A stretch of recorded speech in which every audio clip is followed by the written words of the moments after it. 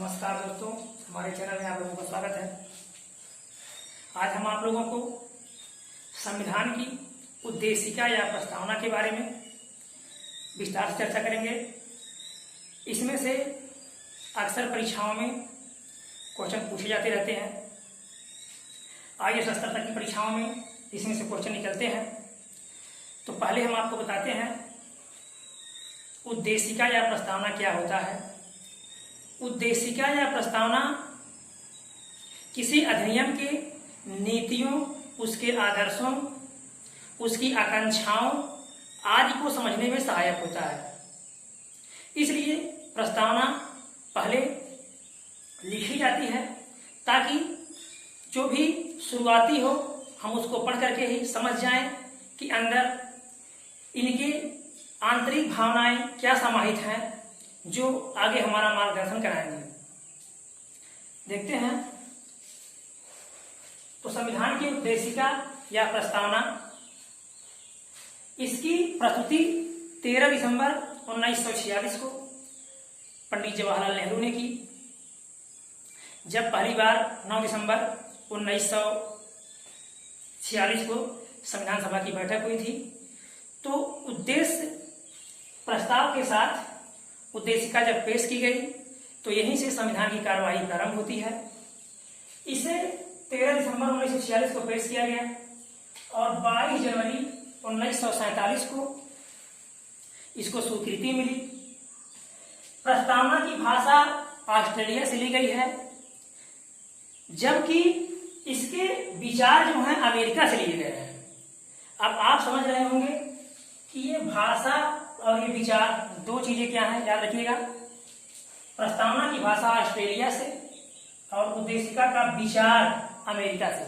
भाषा कुछ भी हो सकती है, लेकिन जो उसके अर्थ होते हैं वो अलग अलग होते हैं। इस तरह जो विचार लिए गए हैं, जैसे एक शब्द के 2 अर्थ 3 अर्थ व्यक्ति अपनी समझ और भावनाओं के आधार पर निकाल सकता है, उसी प्रकार भाषा ऑस्ट्रेलिया से ली गई, लेकिन जो उसके विचार समाहित किए गए वो अमेरिका के संविधान से लिए गए। इससे संबंधित 2 मामले। पहला मामला इनरी बेरूबारी। ये मामला है, जब भारत पाकिस्तान का विभाजन हुआ तो सर रेडक्लिफ जो ब्रिटेन के थे, उनको सीमा रेखा निर्धारित करने का काम सौंपा गया। उनको इसलिए सौंपा गया, ऐसे व्यक्ति की तलाश थी जिसको भारत के क्षेत्रों के बारे में कम जानकारी हो, ताकि वो किसी के पक्ष में कम या ज्यादा भूमि का बंटवारा न करे। तो इस तरह से हम नहीं कहेंगे कि अनजान थे, लेकिन इस तरह से कुछ बातें थी। तो जब रेडक्लिफ ने सीमा निर्धारित किया तो जो बेरूबारी क्षेत्र है जो पाकिस्तान में था, ये बेरूबारी क्षेत्र पाकिस्तान में था लेकिन नक्शे में भारत में आ गया। तो इससे मामला छिड़ा। जब मामला 1960 में छिड़ा तो जो उद्देशिका होती है और जो संविधान होता है, तो हम यदि दोनों के आधार पर फैसला सुनाए तो गलत होता है। इसलिए संविधान ने क्या माना कि उद्देशिका के आधार पर व्याख्या नहीं की जा सकती, क्योंकि उद्देशिका संविधान का अंग नहीं है। तो यानी कि उद्देशिका को संविधान का अंग नहीं माना गया है। कब?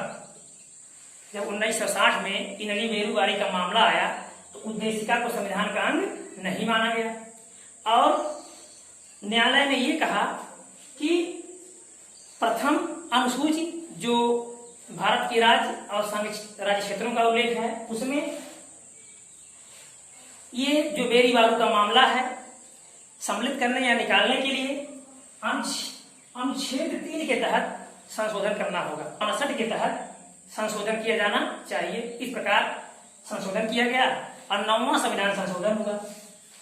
कौन सा होगा? 9वां संविधान संशोधन 1960 में होगा। ये बेरूबारी क्षेत्र को पाकिस्तान को सौंप दिया गया। अगला मामला क्या आया? अगला मामला आया केशवानंद भारती बनाम केरल राज्य। पहले क्या था, संसद को प्रस्तावना में संशोधन करने की अनुमति नहीं थी, लेकिन इस मामले के बाद केशवानंद भारती बनाम केरल राज्य 1973 में मामला आया, जो 13 न्यायाधीशों की पीठ ने फैसला सुनाया।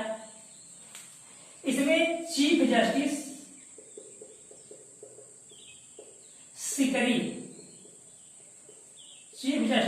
सर सिकरी की अध्यक्षता में 13 न्यायाधीशों ने फैसला सुनाया और ये बहस कुल 68 दिन तक चली। आज तक याद रखिएगा, आज तक सबसे अधिक दिनों तक चलने वाली बहस केशवानंद भारती बनाम केरल राज्य, जो 68 दिन तक बहस हुई। दूसरे नंबर का अयोध्या मामला, जो अभी हाल ही में चीफ जस्टिस रंजन गोगोई ने फैसला सुनाया, ये 40 दिन तक चला। और ये पहला मामला था केशवानंद भारती, जो 68 दिन तक चला था। उसमें उन्होंने क्या किया, प्रस्तावना को संविधान का अंग माना कि प्रस्तावना संविधान का अंग है, और लेकिन संसद को यह शक्ति नहीं है कि चाहे जहां वो संशोधन कर सकती है, उसके मूल ढांचे को छोड़कर, यानी संविधान के मूल ढांचे को छोड़कर संसद कहीं भी संशोधन कर सकती है। यानी केशवानंद भारती बनाम केरल राज्य ने संसद की शक्ति की व्याख्या किया कि संसद कहीं भी संशोधन कर सकता है, लेकिन मूल ढांचे को छोड़कर। मूल ढांचा क्या है, आगे हम इसके बारे में आपको बताएंगे। तो अब केशवानंद भारती ने इसको उद्देशिका को संविधान का अभिन्न अंग माना गया, लेकिन एक याद रखिएगा, यह न्याय योग्य नहीं है। न्याय योग्य नहीं है, न्याय योग्य नहीं है, अर्थात इसके आधार पर न्यायालय द्वारा कोई फैसला नहीं किया जा सकता। हाँ, यदि संविधान के अनुच्छेदों में कहीं कोई दिक्कत हो रही है फैसला करने पर, तो उद्देशिका का सहारा लिया जा सकता है, लेकिन केवल उद्देशिका के आधार पर न्यायालय में चुनौती नहीं दी जा सकती, न ही इसके माध्यम से कोई फैसला करवाया जा सकता है। याद रखिएगा, यह न्याय योग्य नहीं है। ठीक, आगे देखिए। अब भारत की प्रस्तावना आप लोगों को पूरा पता है, परिभाषा सुनाने की जरूरत नहीं है।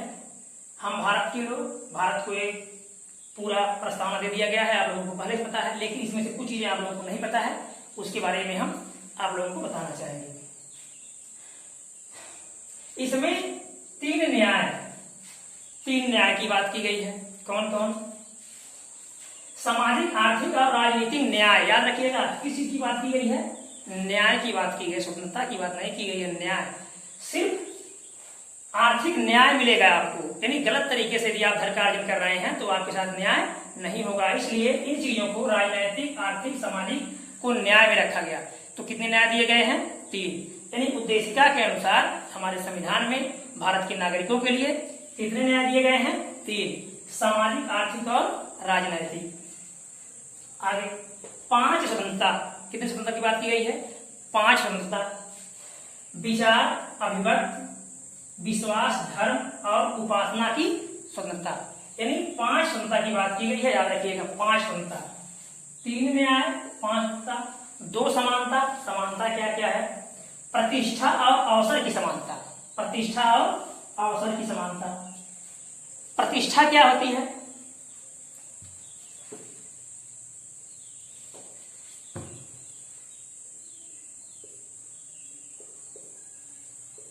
प्रतिष्ठा शब्द से तात्पर्य है भारत का कोई भी व्यक्ति समाज में अपना समायोजन कर सकता है यदि वह उस योग्य है तो, यानी अपनी प्रतिष्ठा को बनाए रख सकता है, उसमें कोई रोक नहीं है।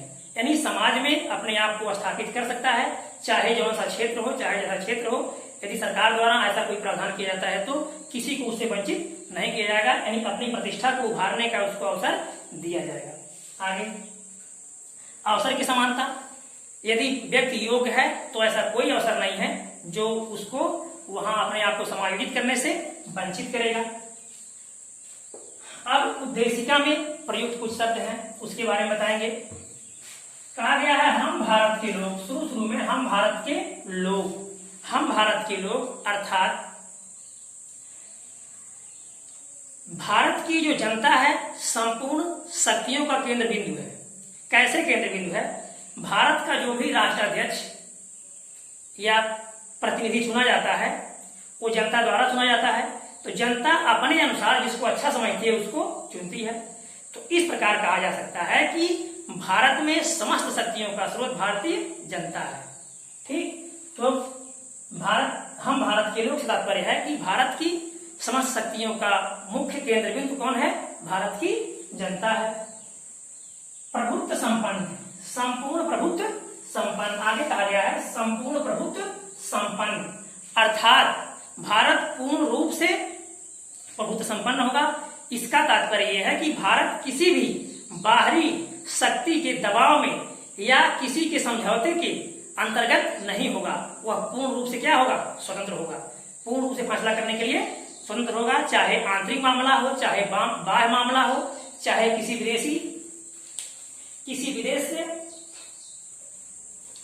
विदेश से कोई संधि या समझौता हो, पूरे मामलों में स्वतंत्र होगा। इसका मतलब है संपूर्ण प्रभुत्व संपन्न।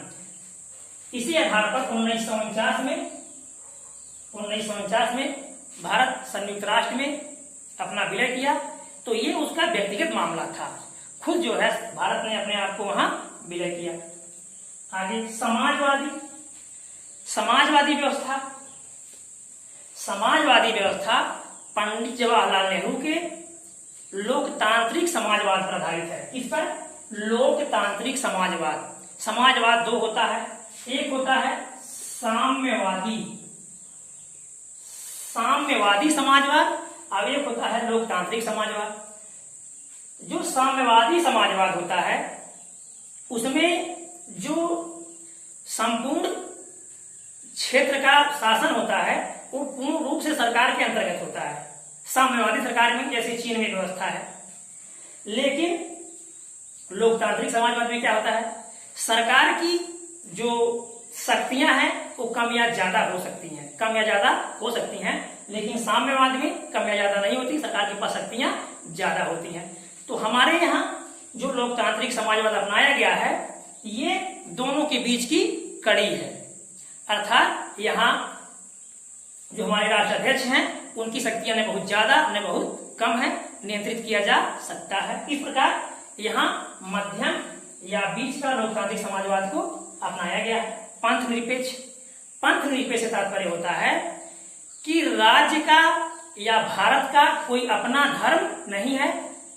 जो 25 से 28 के बीच में दिया गया है, अनुच्छेद 25 से 28 के बीच में दिया गया है कि भारत का अपना कोई धर्म नहीं है, वह सभी धर्मों को समान मानेगा और किसी विशेष धर्म को आगे बढ़ने के लिए प्रोत्साहित नहीं करेगा।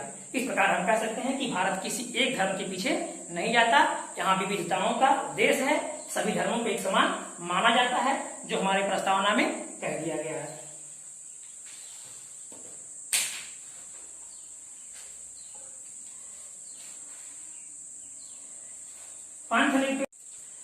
अगला है लोकतंत्र अर्थात जनता का शासन। जनता का शासन का तात्पर्य है जनता अपने प्रतिनिधियों को चुनकर भेजती है और प्रतिनिधियों के माध्यम से देश का शासन चलता है। अब्राहम लिंकन ने कहा था,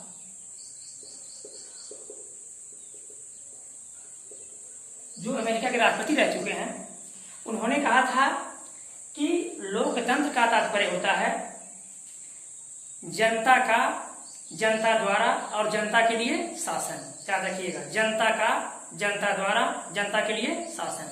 अब आप समझ गए होंगे लोकतंत्र का क्या तात्पर्य है। लोकतंत्र का मतलब होता है जनता द्वारा शासन, जो उन्होंने बता दिया। तो जनता के प्रतिनिधि, भारत की जो प्रक्रिया है वो जनता द्वारा चुने गए उसके प्रतिनिधियों के माध्यम से देश का शासन चलता है। गणराज्य से तात्पर्य है जो भारत का राष्ट्राध्यक्ष होगा वो आनुवंशिक नहीं होगा, अर्थात यहाँ के राष्ट्राध्यक्ष का चुनाव निर्वाचन होगा और फिर वो देश का राष्ट्राध्यक्ष बनेगा। इस प्रकार गणराज्य का अर्थ है कि आनुवंशिक शासन न हो। आगे बताना चाहेंगे हम आपको, ये जो प्रस्तावना है इसे संविधान की कुंजी और आत्मा, संविधान की प्रस्तावना को संविधान की कुंजी और आत्मा कहा जाता है।